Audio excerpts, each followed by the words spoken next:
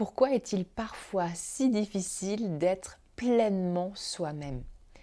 Derrière ton manque de confiance en toi, derrière ta difficulté à prendre ta place ou à t'affirmer, se cache tout un monde de blessures invisibles. Des blessures profondément inscrites dans ton cœur, dans ton corps, dans ta tête. Des blessures tellement anciennes et tellement automatiques que tu ne t'en rends même pas compte. Des blessures silencieuses, des adaptations, des schémas. Tout un monde invisible que j'aurais tellement aimé connaître bien plus tôt. Alors, si tu te sens souvent comme le petit mouton noir, que tu as l'impression de te sentir différente, si tu te sens comme vulnérable, trop émotive, trop fragile, si tu as la sensation que tu as du mal à t'affirmer, à prendre ta place, que tu as souvent besoin de l'approbation des autres, que tu as souvent cette tendance à faire plaisir jusqu'à oublier ce qui est juste et bon pour toi, jusqu'à oublier ce que tu veux, ce que tu aimes, ce qui te fait du bien. Si tu as cette tendance à t'effacer, à t'éteindre, à te faire petite pour te conformer, alors ce podcast est pour toi. Reste avec moi. Je te souhaite la bienvenue dans Blessures invisibles, le podcast pour mettre de la lumière sur ce qui agit encore dans l'ombre. Je suis Maude Kassara, thérapeute somatique spécialisée en libération émotionnelle et praticienne en constellation familiale. Dans ce podcast, nous allons explorer ces blessures que l'on ne voit pas toujours mais qui influencent profondément notre façon d'être en relation au monde, d'être en relation avec soi, notre façon aussi de faire nos propres choix. Parce que ce qui agit dans l'ombre sans que nous en soyons conscients, conscientes, continue de guider notre vie jusqu'à ce que ça soit vu, reconnu, ressenti et accueilli. Et aujourd'hui, si tu as du mal à prendre ta place, j'aimerais que tu gardes quelque chose en tête tout au long de ce podcast. J'aimerais que tu gardes ceci en tête. On ne s'efface pas par hasard. On n'a pas un manque de confiance par hasard. Derrière chaque difficulté à prendre pleinement sa place se cache souvent une histoire qui mérite d'être comprise, des empreintes, des expériences qui ont laissé des empreintes dans ton corps, dans ton cœur, dans ton esprit. Il y a derrière chaque histoire des adaptations qui t'ont permis de survivre et tu portes certainement en toi des parts de toi qui attendent encore d'être reconnues, vues, accueillies, entendues. Alors, à travers ce podcast, je t'emmène avec moi et ensemble, on va aller explorer ces territoires invisibles, pas à pas, pour remettre de la conscience sur ce qui se joue en toi, de la compréhension là où il y a peut-être de la confusion, de la douceur là où il y a peut-être encore de la lutte. En tout cas, mon intention vraiment profonde qui vient du cœur, c'est vraiment que tu puisses retrouver, si c'est possible, davantage de sécurité, de liberté intérieure et que tu puisses marcher vers ta juste place. Le premier territoire invisible que j'aimerais t'inviter à explorer sont les blessures d'attachement. John Bowlby, le père de la théorie de l'attachement, disait « Nous avons tous besoin d'une base de sécurité pour grandir, pour explorer le monde et devenir pleinement nous-mêmes. » Autrement dit, l'attachement, c'est ta façon que tu as appris d'être en relation avec les autres, mais aussi avec toi-même. Et lorsque tes besoins fondamentaux de sécurité, de protection, de réconfort, de reconnaissance ou d'accueil émotionnel n'ont pas été suffisamment rencontrés, eh bien tu peux développer ce qu'on appelle des stratégies d'adaptation pour préserver le lien avec ceux dont tu es dépendant. Tu as peut-être développé ces stratégies, plus jeune bien sûr, Et avec le temps, ces stratégies deviennent parfois ta façon habituelle d'être au monde. Des stratégies qui vont influencer ta confiance en toi, ta capacité à poser tes limites, ta capacité à exprimer tes besoins, à te sentir légitime ou encore à prendre ta juste place dans tes relations. Alors derrière certaines de tes difficultés actuelles se cachent parfois ce qu'on appelle ces fameuses blessures d'attachement. Ici, j'aime apporter une distinction, une nuance aussi. Les blessures d'attachement, tu le sais peut-être, il en existe plusieurs types et j'aurai à cœur de revenir plus précisément sur ce thème dans un épisode prochain. Mais j'aimerais ici te dire qu'il existe aussi cette blessure liée à la fonction maternelle et cette blessure d'attachement liée à la fonction paternelle. La fonction maternelle, c'est la façon dont tu as été accueilli, réconforté ou sécurisé émotionnellement. La fonction paternelle, c'est ton rapport à l'autonomie, à la confiance, à la valeur que tu te portes, à ta capacité à t'affirmer dans le monde. Petite parenthèse, j'ai créé une immersion offerte de 5 jours dans laquelle j'aborde ces blessures liées à la mère, à la fonction maternelle et cette blessure liée au père, à la fonction paternelle. C'est vraiment très intéressant d'aller explorer ces blessures invisibles qui influencent grandement ton présent, ton bonheur présent. Je te mets le lien dans la description sous cette vidéo si tu as le cœur de nous rejoindre pour commencer à explorer ces blessures en lien avec la fonction maternelle et avec la fonction paternelle. Le deuxième territoire invisible que j'aimerais t'inviter à explorer maintenant est celui du trauma. Pendant longtemps, j'ai cru que le trauma concernait uniquement des événements exceptionnels, graves, dramatiques. Aujourd'hui, les recherches montrent une approche du trauma bien plus nuancée. Et comme le dit Peter Levine, un expert dans ce domaine, le trauma ne réside pas seulement dans l'événement lui-même, mais dans le système nerveux de la personne qui l'a vécu. Autrement dit, le trauma n'est pas seulement ce qui nous est arrivé, mais c'est aussi ce qui est resté bloqué à l'intérieur de nous au moment où on n'avait pas les ressources pour traverser la situation. Le trauma, c'est quelque chose qui t'arrive en plein cœur, en plein corps, trop vite, trop fort, et ton système nerveux, ton corps n'a pas les ressources pour pouvoir traiter cette situation. Il peut s'agir effectivement d'événements marquants, mais le trauma peut aussi prendre la forme d'accumulation d'expériences répétées. Si tu as été soumis de façon répétée au stress, si très souvent tes émotions n'ont pas été accueillies, si elles ont été balayées, si peut-être tu as même été puni pour exprimer certaines émotions. Le fait de ne pas se sentir vu, accueilli, entendu, compris. Et le fait de vivre beaucoup dans un environnement où tu t'es senti en insécurité. Voilà, tout ça peut aussi constituer ce qu'on appelle le trauma.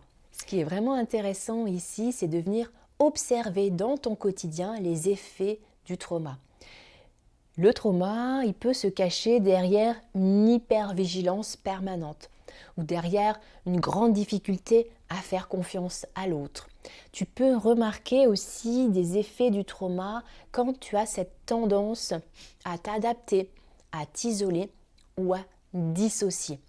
La dissociation, c'est quand ton corps reste ici, mais quand ton esprit part ailleurs. C'est vraiment un symptôme très distinctif du trauma. Tu peux te sentir complètement figé, complètement immobilisé aussi face à une situation du quotidien qui peut être réactive, quelque chose du passé.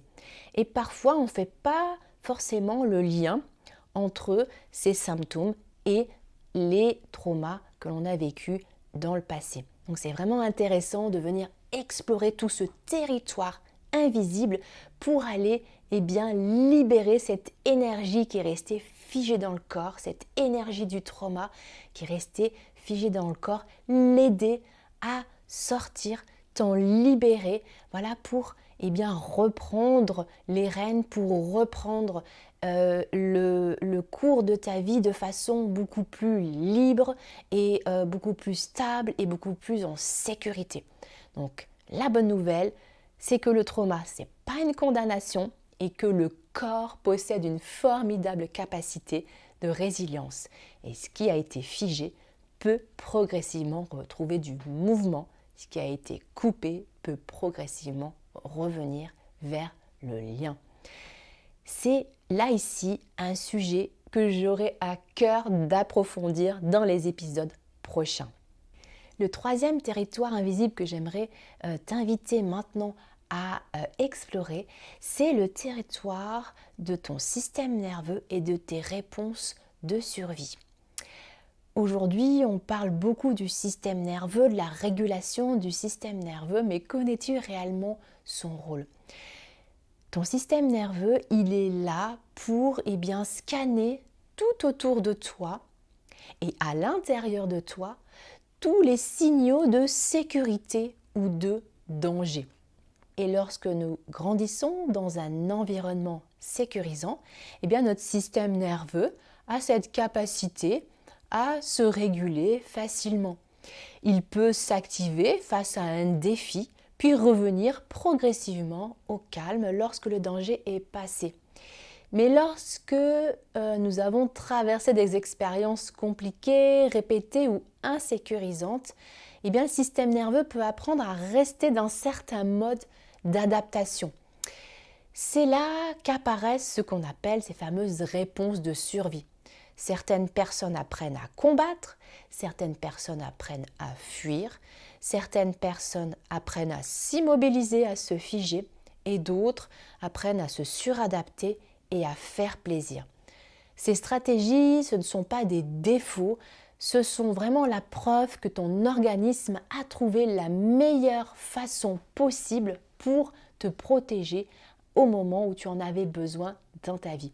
Donc ici aussi, la bonne nouvelle, c'est que ton système nerveux n'est pas figé pour toujours et que tu peux vraiment apprendre à l'apprivoiser et à le rééduquer. Ici aussi, ton système nerveux possède une grande capacité d'adaptation. Avec des expériences de sécurité, avec de la conscience, avec des expériences réparatrices, ton système nerveux peut progressivement, pas à pas, à son rythme, retrouver davantage de souplesse, de stabilité et de liberté. Et là, ici encore, je reviendrai plus précisément sur ce thème pour connaître quels sont tes différents états, quels sont les différents états du système nerveux et pour identifier quelles sont tes réponses de survie les plus familières.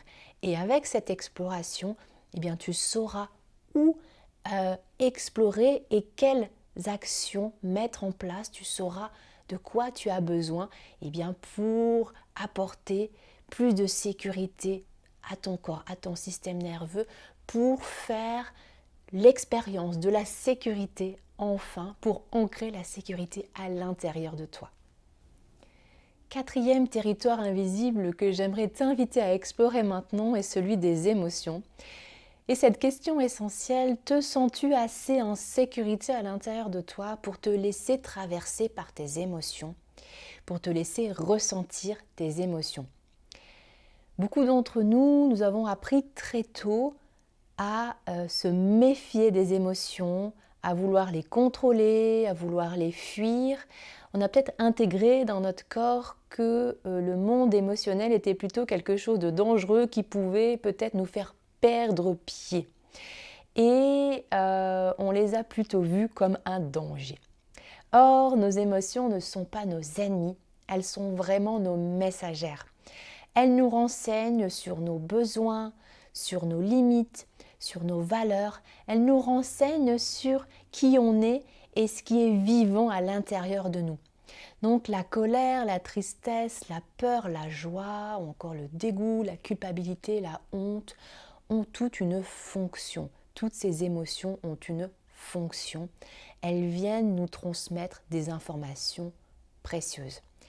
Quand on a grandi dans un environnement où certaines émotions n'étaient pas accueillies, certaines émotions n'étaient pas permises, comme exprimer sa colère, comme communiquer son stress, sa peur, comme pleurer.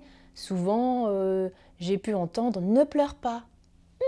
Mais c'est une émotion qui est là et qui a besoin d'être accueillie, sur laquelle on a besoin de mettre du sens en fait pour qu'elle puisse nous traverser. Donc quand on a grandi dans des environnements où les émotions, c'était quelque chose qu'il fallait mettre de côté parce que notre système familial n'était pas forcément lui-même en mesure de gérer ces émotions-là, on apprend en devenant adulte à éviter les émotions, à les minimiser, à les craindre. Et avec le temps, quand on se coupe de nos émotions, on s'éloigne de nous-mêmes. Parce que ce GPS intérieur ne fonctionne plus. Et il devient difficile de savoir ce que l'on ressent, ce dont on a besoin, ce qui nous fait vibrer, ce qui nous fait chaud au cœur, parce qu'on ne prend pas suffisamment ce temps pour se connecter à ses émotions. Et apprendre à retrouver un sentiment de sécurité intérieure pour accueillir ses émotions est souvent une étape essentielle. Tu vas pouvoir te reconnecter à tes émotions, tu vas te laisser traverser par tes émotions à partir du moment où tu as ancré en toi assez de sécurité. Donc tu vois que tous les sujets que j'évoque depuis tout à l'heure sont interconnectés. Donc le territoire invisible des émotions, c'est vraiment également un territoire passionnant à explorer, à développer assez de sécurité pour enfin te laisser traverser par tes émotions. Un 5e territoire que j'aimerais t'inviter à explorer maintenant, un territoire invisible tout aussi vaste, c'est le territoire de la honte toxique, de la critique intérieure, de l'effacement de soi. Certaines personnes se pensent timides, d'autres ont la sensation de manquer de confiance en elles, mais très souvent il arrive que quelque chose de bien plus profond soit à l'œuvre, on l'a vu. Par exemple, une petite voix intérieure qui critique, qui compare, qui juge, qui doute, une impression diffuse de ne jamais être assez, pas assez intéressante, pas assez compétente, pas assez légitime. Avec le temps, cette petite voix peut devenir tellement familière, elle peut tellement faire partie du fonctionnement, de ton fonctionnement, que l'on peut finir par croire qu'elle dit la vérité. Et là, c'est hyper important de prendre conscience qu'il est essentiel de revenir à la réalité. Parce que cette petite voix, en fait, raconte souvent l'histoire de blessures plus anciennes. Elle raconte l'histoire de besoins qui n'ont pas été suffisamment entendus. Elle raconte l'histoire de parts de nous, des parts de nous plus jeunes qui se sont senties rejetées, humiliées, abandonnées, incomprises, qui se sont senties honteuses. Certains experts nomment la honte toxique.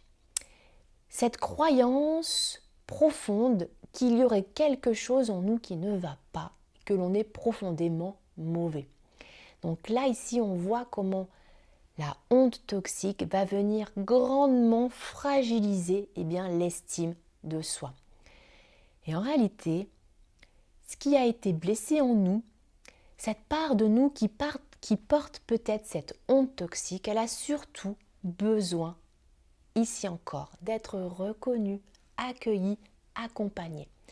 Car derrière cette petite voix critique, cette critique intérieure, derrière cette honte toxique, derrière cette peur d'être pleinement visible, se cachent souvent des parts de nous qui ont longtemps essayé de nous protéger. Et plus nous apprenons à rencontrer ces parts de nous avec douceur plutôt qu'à les combattre, plus nous retrouvons la possibilité d'être pleinement nous-mêmes. Donc là, ici, l'exploration de ce territoire sur la thématique de la critique intérieure, de cette honte toxique, de l'effacement de soi, de cette peur à être pleinement visible. Hyper essentiel. Le 6e et dernier territoire invisible que j'aimerais t'inviter à explorer dans cet épisode, c'est le territoire des loyautés familiales, des transmissions familiales et des modes relationnels que nous avons hérités de notre système et parfois sans même nous en rendre compte. Alors nous aimons croire que nous faisons nos choix en toute liberté. Et pourtant, tu le sais, nous sommes profondément influencés par notre système familial, par notre histoire familiale. Des croyances qui nous ont été transmises, des peurs, des non-dits, des blessures et parfois même les sacrifices de ceux qui nous ont précédés. Par amour, par fidélité, par besoin d'appartenance, nous pouvons inconsciemment rester loyaux, fidèles à certains de ces fonctionnements, même si aujourd'hui ils nous empêchent de nous réaliser. Alors cela peut prendre la forme de croyances limitantes dans lesquelles on s'enferme, de schémas répétitifs, d'une difficulté à réussir davantage que nos parents par exemple, ou de cette tendance à s'oublier, à porter les responsabilités des autres, à se sentir coupable dès que l'on commence enfin un peu à penser à soi. Ces loyautés, ces transmissions familiales peuvent aussi s'exprimer à travers les modes relationnels que nous avons hérités, les modes relationnels que nous avons appris de notre système familial. Par exemple, le chantage affectif. Quand tu baignes dans un environnement où le chantage affectif est présent, il est très difficile pour toi de le distinguer et de distinguer ses effets nocifs sur ta propre vie. Chantage affectif, lorsqu'il est présent, il t'apprend très tôt qu'aimer signifie se sacrifier, signifie faire plaisir, signifie renoncer à soi pour préserver le lien. Toujours pour préserver le lien. Et bien souvent, ces mécanismes continuent d'influencer tes propres relations à l'âge adulte. C'est vraiment des modes relationnels essentiels à repérer parce que ce sont des modes relationnels vraiment nocifs pour ton épanouissement. Donc vraiment explorer ces loyautés invisibles, ces transmissions invisibles, ce n'est pas chercher des coupables, c'est simplement comprendre ce qui agit à l'intérieur de toi afin de retrouver davantage de liberté, de choix, afin de vraiment faire le tri entre ce que tu veux garder pour toi de ton système familial et ce que tu veux rendre, ce qui ne t'appartient pas. C'est vraiment un travail que j'ai à cœur d'accompagner, notamment au sein des constellations familiales, soit en séance individuelle, soit bien sûr lors de mes stages d'été en groupe. Grâce à cette approche, on met vraiment la lumière sur ces fonctionnements, sur ces transmissions, afin de te permettre de repartir plus légère et plus libre d'être toi-même et de prendre du coup ta juste place. Si cette approche des constellations familiales t'intéresse ou t'intrigue, si tu sens que c'est peut-être quelque chose de bon pour toi, je te mets en dessous dans la description un lien pour prendre rendez-vous pour un appel offert de 30 minutes et voir si c'est une approche qui peut convenir à ce que tu traverses en ce moment. Je te mets aussi les liens pour prendre un rendez-vous en séance individuelle et tu retrouveras également mon stage spécialement dédié aux constellations relationnelles et familiales en co-animation. C'est vraiment un stage extraordinaire pour te libérer de ces transmissions familiales qui t'empêchent encore aujourd'hui de t'épanouir et d'incarner vraiment ta juste place. Alors si tu devais retenir qu'une seule chose de cet épisode, ce serait celle-ci. Sache que personne ne s'efface par hasard. Personne n'arrive au monde avec un manque de confiance. Personne ne passe sa vie à faire plaisir aux autres par hasard. Derrière ces difficultés, tu l'auras compris, se cachent souvent des blessures invisibles, des adaptations, des stratégies qui ont eu leur raison d'être à un moment donné de ton histoire. Et la bonne nouvelle, c'est que ces blessures ne sont pas une fatalité, que tu as toutes les capacités en toi pour les transformer à partir du moment où elles peuvent être mises en conscience, à partir du moment où elles deviennent visibles. Tu peux les accueillir, les soutenir, les transformer pas à pas, avec douceur, avec patience, avec davantage de conscience. Voilà, j'espère que ce premier épisode t'aura permis d'entrevoir certains territoires qui méritent peut-être ton attention aujourd'hui. Et si tu souhaites commencer ce chemin de façon concrète, je te rappelle que tu peux rejoindre l'immersion 5 jours pour aller au-delà des blessures invisibles où l'on aborde quelques blessures invisibles, notamment d'attachement. Et grâce à cette immersion, tu pourras déjà concrètement faire quelques pas, peut-être avoir des prises de conscience sur certaines de tes blessures invisibles qui se manifestent dans ta vie. Voilà, tu pourras retrouver bien sûr le lien pour rejoindre l'immersion dans la description. Et si cet épisode a résonné en toi, mais n'hésite pas à t'inscrire à la chaîne YouTube ou au podcast pour ne pas manquer les épisodes à venir, des épisodes dans lesquels je vais revenir plus en profondeur dans tous ces territoires invisibles que l'on a explorés aujourd'hui. Voilà, toutes ces blessures invisibles qui méritent vraiment d'être mises en lumière au service de ton bien-être, de ton épanouissement, et ça avec douceur et à ton rythme. Prends soin de toi et rappelle-toi, personne ne s'efface par hasard, personne ne manque de confiance par hasard et tu as toutes les capacités pour transformer tout ça. Je te dis à très bientôt avec grand plaisir.